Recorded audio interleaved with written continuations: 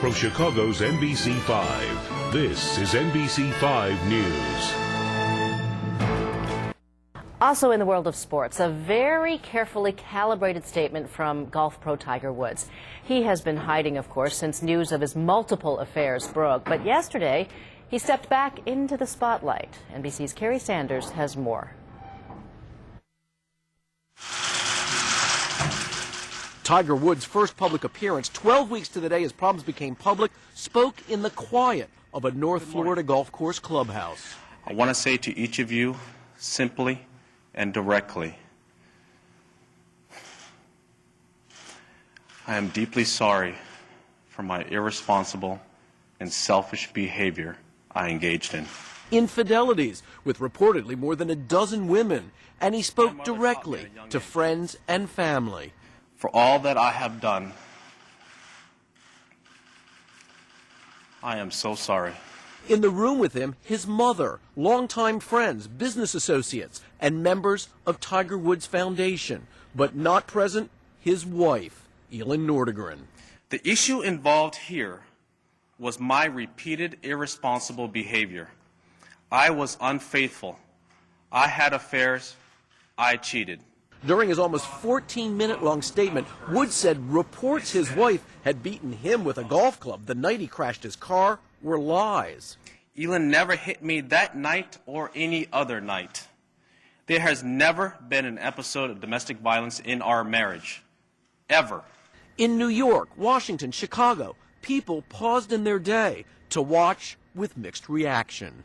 I think it was humble, respectful, and he took the blame for all his mistakes. I feel like he apologized because he had to, and I don't think it changes anything about him. He did what he did, and you can't ever reverse that. After the event, Tiger and his mother Catilda embraced, and the speculation about his future, both off and on the golf course, began. Would I like for him to play next week? Sure, but I think the real important thing is that when he comes back in a way that begins the process of rebuilding the trust and enthusiasm that fans had.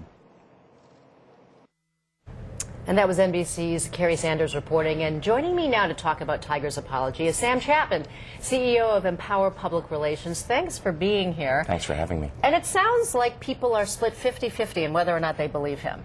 Basically, whether they're a man or a woman is the way it seems to me. But I'm not sure it's important whether we believe him. Elin is the one who has to believe him. Right. And it's very hard to confess something like this to the public. So I'm not sure it all came out. There were some things that were definitely held back, like what happened that fateful night in the car. Unanswered questions. Were there drugs involved? That's a big deal. He mentioned performance-enhancing drugs, but he didn't mention that night and everyone's suspicion about that. So he said, I did not use a performance-enhancing drugs, but not about all the other speculation that's going on. So why did he do this? What was the motivation?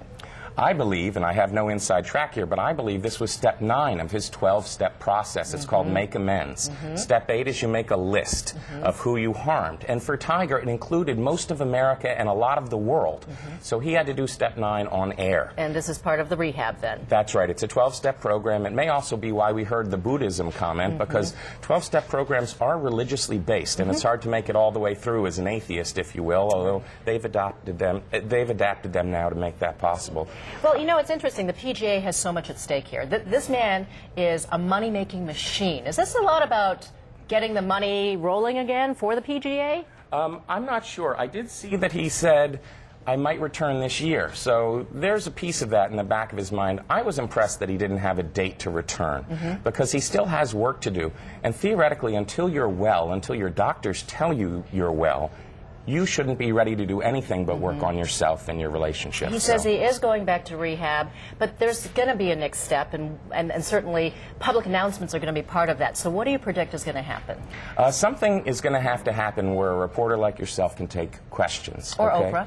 Yes, Oprah would be great, along with Laura Berman, I think, and they could use his sex issues to instruct other men and other families about what to do. And I think ultimately that's what most stars do with their illness, although they're not all as sensitive as this one. But until he answers tough questions, he can't step off the 18th green. The Golf Writers Association walked out on him yesterday because they couldn't ask questions, and you know they'll be there at the golf tournament. So.